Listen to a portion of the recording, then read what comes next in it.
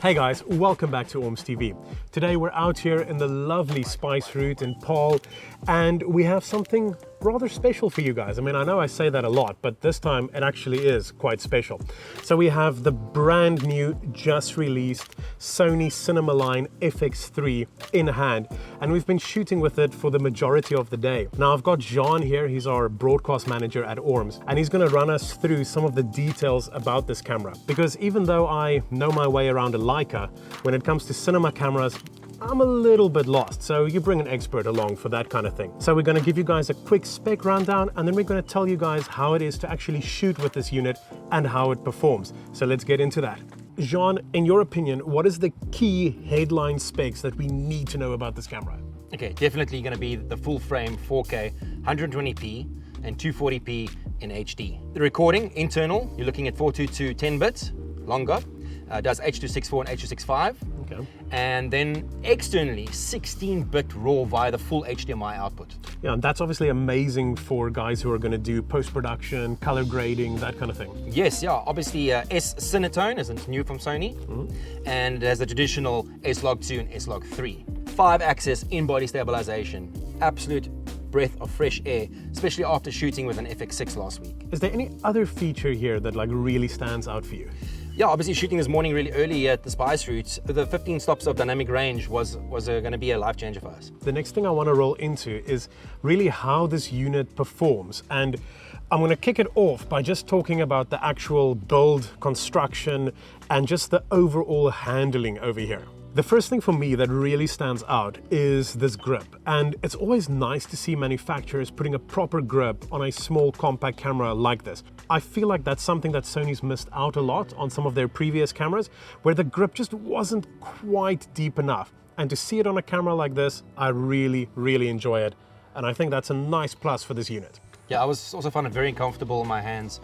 Not only just shooting with the top handle, but also the side handle. This top handle, just run us through that, because that's obviously something that you don't generally see on a camera of this size. Yeah, traditionally when you see a camera of this shape and size, you think stills camera. Yeah. This, however, is the new Cinema FX3. And the top handle is not only for grip, but it has 2 XLR inputs. So professional audio inputs on this top handle, as well as full control of up to 3 channels of audio. Okay. Which is different and new on a camera of this stature. And this obviously attaches into the hot shoe port at the top. Correct. So communication follows through from the XLRs into the control module and then down the handle into the body. Nice thumb lock screws to lock the actual handle off on. Yeah, I mean, I shot a little bit also holding it by the handle, and it's super comfortable. It's a really nice size. Yeah, low shots, enough space for your fingers over here. Nice low shots. What I would have liked to have seen is possibly a record button on the handle. 100% agree with you on that. It does boast with a nice big record button on the top over here and on the front over there. Especially when shooting, low shots, you can just use your front finger over there. I found myself when I was shooting underslung like this, because there's no button over here, tended to go for, for the front-facing button, which is fine. I mean, it's not the end of the world, but it would have been nice, to have that functionality there. Run us through some of the other units here. I mean, I'm just looking at all the ports and things that's available on this unit. What have we got here? So an HDMI, full HDMI out there. I'm so glad it's full HDMI, not micro. Yeah. So it's a more sturdy connection. That's actually, if you want to go out the 16-bit RAW, you can go from that into a secondary recorder that you can mount on one of this plethora of quarter width mounting points. Okay. While we're at mounting points, we've got 2 on the left-hand side, 1 on the right-hand side, and 3 on the handle. So mounting any other accessories to this camera is an absolute breeze. Okay, and that obviously plays to Sony's whole commitment around this camera with the idea that you don't actually need an external cage. All the mounting points are there, you don't need to attach a cage to it, you can just pick it up, mount Sony's accessories, and you're good to go. 100%. Sony hit it out the park with a button location on this camera. Okay. The power button is no longer this little dial on top, but there's an actual physical on-off switch on the far left-hand side. Brilliantly placed right next to the mode button and the menu button. Nice big buttons, easily reachable with your right hand while you've got it in a grip. On the top of here, you've got a zoom button. If you natively got obviously a Sony Cine Zoom on here, you can do wide and tight.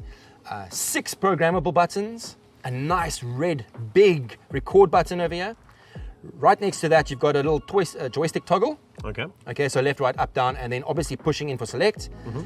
And a separate ISO, shutter, and aperture scroll wheel. What stood out to me as well was just the fact that when you do hit the record button actually lights up. 100%. And there's also a light on the rear here and on the front to indicate that recording is active. Correct. Big LED light on the back, tele light, and a small one on the front over here. And the entire LCD screen lights up with a red bar around the edge to let you know that you're recording. Okay, and while we're on the LCD screen, I mean, obviously this is standard Sony by now, so it is a flip-out screen, it does fully articulation, and it is a touchscreen as well, and it works well for you? Brilliant. Touchscreen was very sensitive, nice and bright, easy to manipulate. I find it maybe is slightly thin. I feel like I might be able to break it if I bump it really hard. Okay. Something a little bit more robust would have been nice, but nevertheless, it works well for shooting with. So I find it interesting that you mentioned that the LCD feels a little bit flimsy to you, because Sony's actually made the camera quite big and chunky at the back here. And I would assume that a lot of that is due to what is a fan intake on this side, and of course a lot of heat sink material that's packed onto the back of the sensor. Correct. Such a big sensor shooting at 4K 120 frames. A little bit of heat going on inside. Nice big exhaust over here, letting all the hot air out. Okay. Then the last thing that I think we need to touch on over here is recording media. So what have we got? So recording media, Sony's new CF Type A cards and SD. Okay. It's a new hybrid slot that allows for both cards in one slot. Okay, like, I mean, I've seen this on some of their cameras before, and I absolutely love that idea. I think it's so cool that you can use two cards in a single slot. I think it is some really, really nifty technology. In my opinion, I would have liked to see the more readily available Type B CF Express, but I understand these are a lot smaller, more compact, and they don't necessarily need the crazy speeds within this camera. So I think that's a solid, solid move from Sony's part. Okay, so now that we've covered all the handling and all the button placements and all of that kind of thing on this camera, I want to talk about the actual shooting experience with it. And I want to kick it off with the autofocus, because I know that that's something that really stood out for you. Yeah, this camera having autofocus was amazing.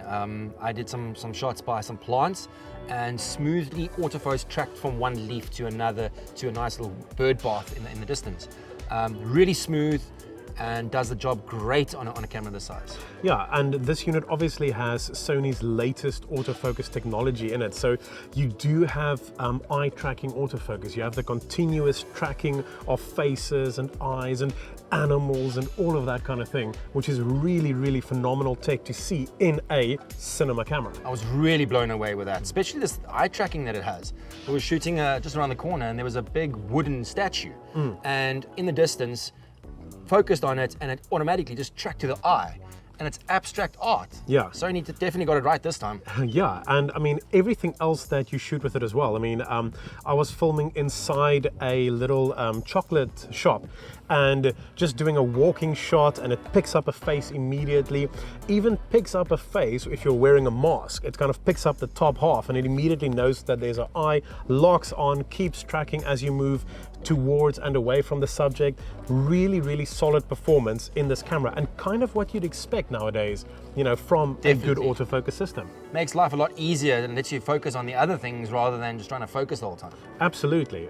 The other thing for me that kind of stood out on this unit is, of course, the fact that, as you mentioned, it has IBIS. And to have IBIS in a nice compact camera, that's pretty solid. So now you've already touched on the fact that this unit runs upwards of 15 stops of dynamic range. How did you actually find that shooting with the camera? So it obviously shoots S-Log2 and S-Log3, really flat. It's going to need a lot of time in post. What I really enjoyed was the Sony's new S-Cinetone, needing less work in post-production and saving time and money. Okay, so effectively a slightly less flat profile than what the S-Log3 would be. Correct. Also with a little bit of less dynamic range. Okay, so sacrificing a little bit, but obviously gaining a quicker post-production cycle. Spot on. So then last but definitely not least, this is an actual cine camera, but with a full-frame sensor. Yeah, it's really impressive. Amazing bokeh, great low light capability. It's breathtaking. Yeah, and I mean, we know that the image quality out of these are going to be great. It's what we see across Sony's entire range. So definitely a solid performance on that front. Beautiful performance. And this is being the entry level in the Cine range, FX3, FX6, FX9, Sony Venice. Yeah, so then let's touch on some of the things that we didn't like about this unit. Firstly, for me, it's going to be the LCD screen. A little bit small, flimsy. I had to handle it with care. Yeah, absolutely. I do kind of agree with that. The other thing that kind of stood out for me, and I know why it's not there, but it would have been so amazing if they could make it happen, built-in NDs. Built-in NDs is great in a cinematic camera. Absolute lifesaver, especially when you're shooting with consumer lenses. Absolutely. You know, the lack of a filter on the front saves you when you've got internal ND filters. So really not all that many negatives on this camera at all. Has to be one of Sony's best all-round cameras for this kind of market. Absolutely. So speaking of the market, I mean, who would you say this unit is aimed at? Definitely indie filmmakers, content creators, wedding videographers.